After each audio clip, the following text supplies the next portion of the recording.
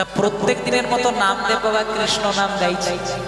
আজকে একটু ছোট চাল একজন দিয়ে গেছে, ওই চালটাকে এক পাকে পাক করে ভগবানকে ভোগ লাগিয়েছে, নিজে পেয়েছে। রাত্রিবেলায় কৃষ্ণ নাম করতে করতে ঘুমিয়ে গেছে। ভগবান স্বপ্নাদেশ করলেন, ওরে নামদেব রে। স্বপ্নে ভগবান এসেছে, নামদেব আমাকে তো অন্ন ভোগ দিলি, আজকে কালকে একটু রুটি ভোগ দিবি। আমার বড় বড় অনেক দিন আমি রুটি খাই নাই, একটু আমাকে রুটি দিবি।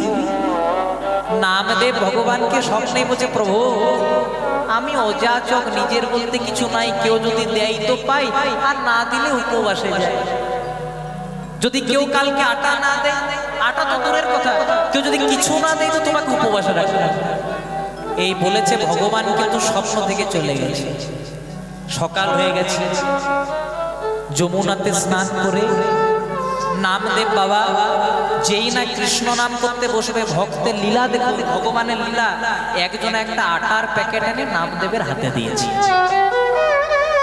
নামদেব বাবা, ও নামদেব বাবা, ভগবান স্বপ্ন দিয়েছে তোমাকে আটার প্যাকেটটা দিতে, আমি চলি। নামদেব ভগবানকে বলছে, কত লীলা জানো তুমি, ওগো লীলাময়, সর্বশক্তিময় তুমি ইচ্ছা। মনে মনে চিন্তা করছে, 4টে রুটি করবো, 4টে, তারপর ঘি বোলাবো, ভগবানকে ভোগ লাগাবো, আমি প্রসাদ বলবো। 3টে রুটি করেছে, আরেকটা রুটি বাকি আছে। যেই না আরেকটা রুটি করতে যাবে, একটা কালো কুকুর এসে ওই 3টে রুটিকে ছো মেরে নিয়ে চলে যায়। আমাদের মতো ভক্ত হলে কি করে, পেছনে দৌড়াই, কুকুরটাকে গালি বন্ধ করে নিয়ে চলে। নামদেব কি করেছে জানো? নামদেব বাবা ছলো ছলো নয়নে কুকুরটার পেছনে ছুটছে আর বলছে, ভগবান তোমার এত খিদে, আরেকটা রুটি করতে দিলে না, তার আগেই 3টে রুটি নিয়ে চলে চলে। আমরা দেখছি কুকুর, নামদেব দেখছে ভগবান। এটাই পার্থক্য। ভগবানকে তো সব চোখে দেখা যায় না গো। ভগবান যেখানে নাম হয় সেখানেই আসেন, এখানেও আছে, কিন্তু কোন রূপে আছে এটা কেউ বলতে পারে না। বলতে পারে একজন, শুধুমাত্র ভক্ত। কোন ভক্ত যদি 2 ফোঁটা নয়ন জল দিয়ে বলে, প্রভু আমার 1তলা বাড়িটাকে 2তলা করে দেবে, ভগবান বলে 2তলা চাই, এইটুকুতে সন্তুষ্ট যা করে দিলাম। কেউ যদি বলে, প্রভু আমার ঘরটাতে টাইলস মার্বেল লাগিয়ে দাও, ছেলেটার চাকরি করে দাও, এটুকুতে সন্তুষ্ট যা দিয়ে দিলাম।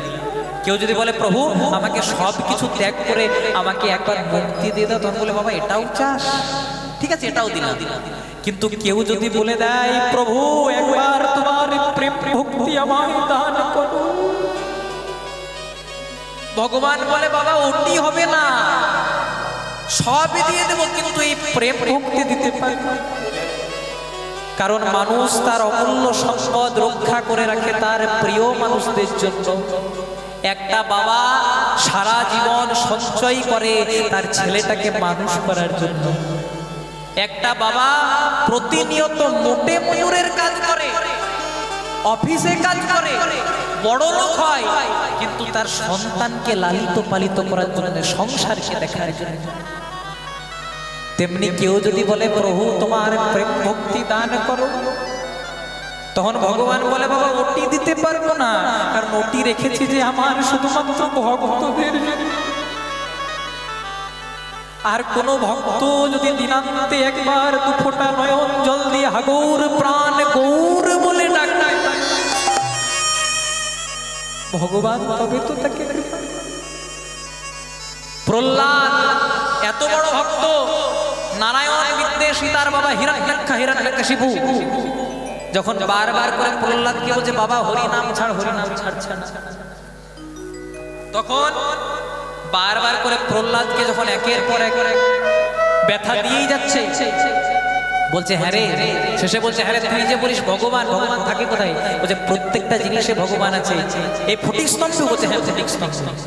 তাহলে দেখা ভগবান স্বয়ং তার নৃসিংহ রূপ ধারণ করে এলেন, হিরণ্যকশিপুর বক্ষটাকে বিদীর্ণ করে দিলেন। প্রহ্লাদ তখন হাত দুটিকে জোড় করে বলেছিল, প্রভু তোমার ভয়াল রূপ দেখতে চাই না, তোমার দয়াল রূপ দেখতে চাই। তখন ভগবান প্রহ্লাদকে বললেন, বাবা আমি অনেক ভক্ত দেখেছি, কিন্তু তোর মতো ভক্ত দেখি নাই যে বাবা এত অত্যাচার করলো তাও আমার নাম ছাড়লো।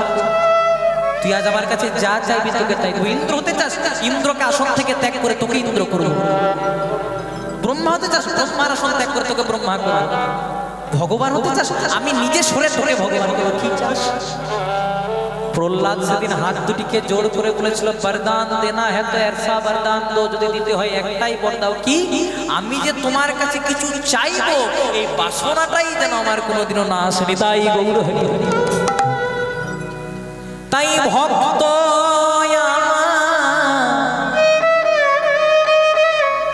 মাতা পিতা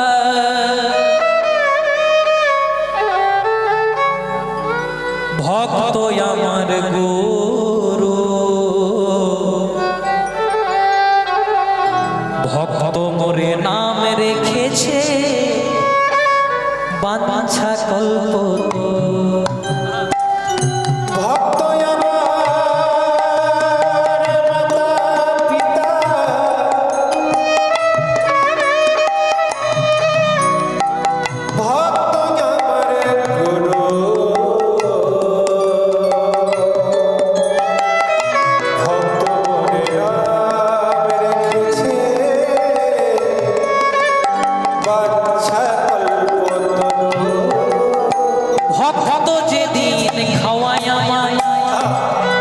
সেদিন আমি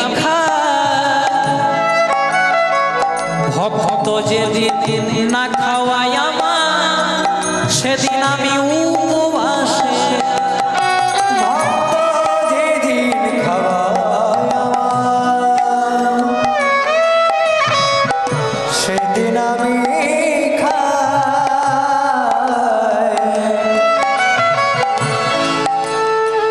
ভক্ত যেদিন না খাওয়ায় মরে উপবাসে যায়। আমরা কি একাই উপোস করি বাবা? ভগবানও উপোস করে। ভক্ত যেদিন খাওয়ায় আমায় সেদিন আমি খাই, ভক্ত যেদিন না খাওয়ায় আমায় সেদিন আমি উপবাসে যাই। ভগবান বলে আমি যাত্রার কাছে খাই না। ভগবান বলে আমি যাত্রার কাছে খাই না। তাহলে ভগবান কার কাছে খাই? কথাতে উত্তর বলছে আমি যাত্রার কাছে খাই না, কিন্তু আমি যার আমি তার কাছে খাই।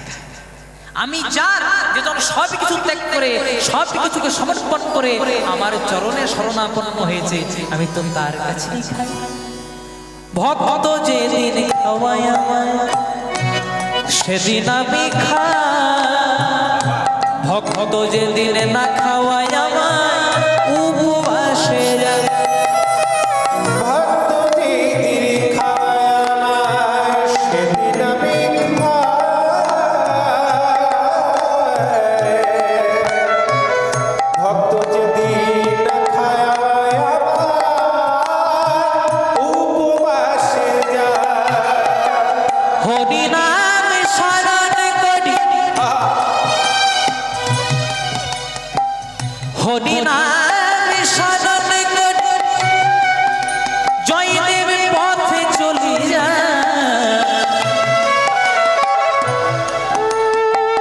কৃষ্ণ রূপ দর্শন করে প্রেমেতে লুলা,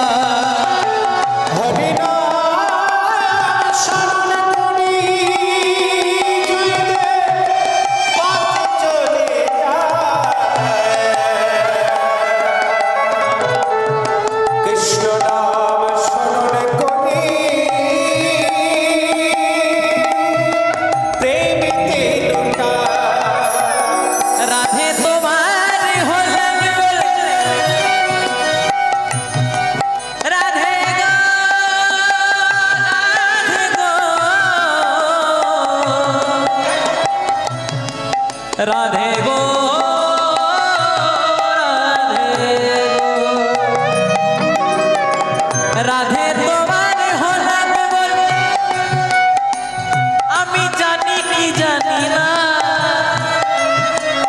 আমি তোমার হলাম, আমি জানি কি জানি।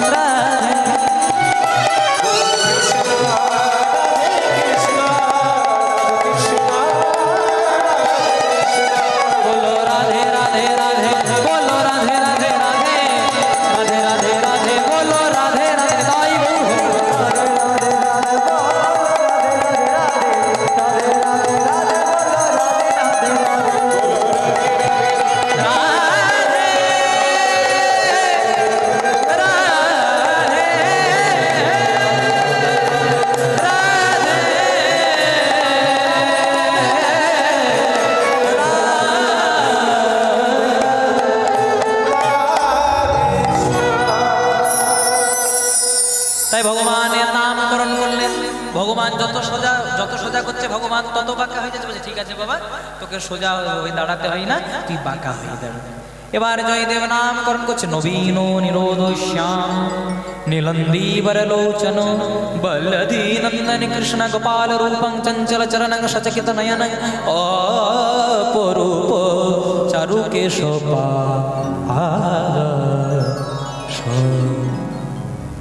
আজ থেকে তোর নাম নীল মাধব।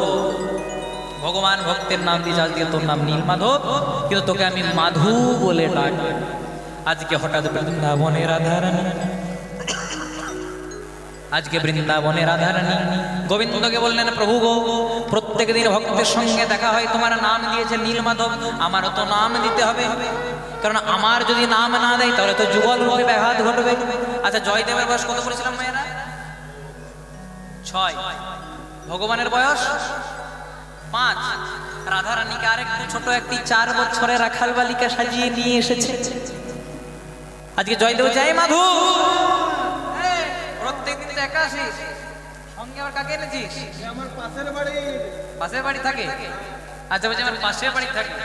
আর যখন থেকে শুনেছেন তুমি আমার একটা নাম দিয়েছো, ঝোঁক ধরেছে, ওকেও নাম দিতে হবে। আচ্ছা তোর কি নাম দিয়েছিলাম? আমার নাম দিয়েছিলেন নীল মাধব, তাহলে এর নাম দিলাম মাধব প্রিয়া। বলছে হ্যাঁ রে, নামটা পছন্দ হয়েছে। তখন ভগবান মনে মনে চিন্তা করছে, নামটা পছন্দ না হয়, আমার নাম নীল মাধব রাধারানীর মাধব প্রিয়া, এছে মাধবের প্রিয়া গো, মাধবের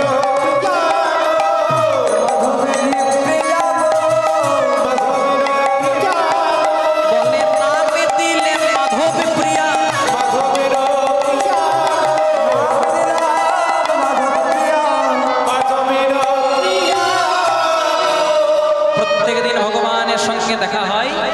তাল পাতার পুঁথিতে জয়দেবের গীত গোবিন্দম বেড়ে চলে। দেখতে দেখতে জয়দেবের বয়স হলো 11 বছর। জয়দেব মস্ত বড় পণ্ডিত হয়ে গেল, চতুর্দিকে খবর চলে গেল জয়দেবের মতো অদ্বিতীয় পণ্ডিত দেখা যায়। কিন্তু যেই না জয়দেবের বয়স হলো 16 বছর, যেই না জয়দেবের বয়স হলো 16 বছর, জয়দেব কৃষ্ণ নামের ভাব সাগরে বহির্জগৎ লুপ্ত হয়ে গেল। যার বহির্জগৎ লুপ্ত হয়ে যায়, যার অন্ত জগৎ প্রকাশ পায়, সে সংসারের কিছু থাকে না, সে শুধু কৃষ্ণ কৃষ্ণ কৃষ্ণ বলে দিন অতিবাহিত। আর তাদেরকে আমরা পাগল বলি, খেপা বলি। দেখুন আমরা অনেকজনকে পাগল বানিয়ে দিয়েছি। রামকৃষ্ণ ঠাকুর খেপা ঠাকুর বলতাম না, কিন্তু তিনিই পেয়েছেন মা কালীকে। সাধক মামা খেপা, সাথে খেপা যোগ করেছে। মনোহর খেপা, খেপা যোগ করে দিয়েছি।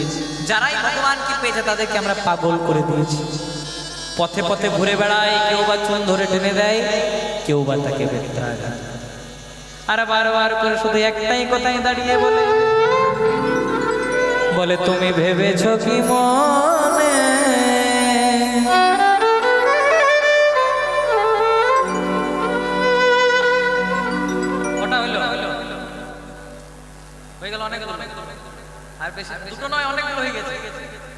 গাইতে বলেছি। বলে তুমি ভেবেছো কি মনে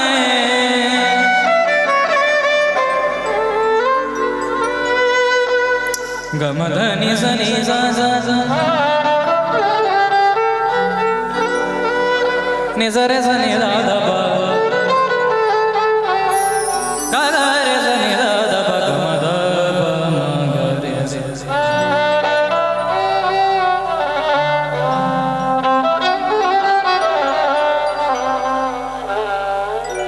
তুমি ভেবেছো কি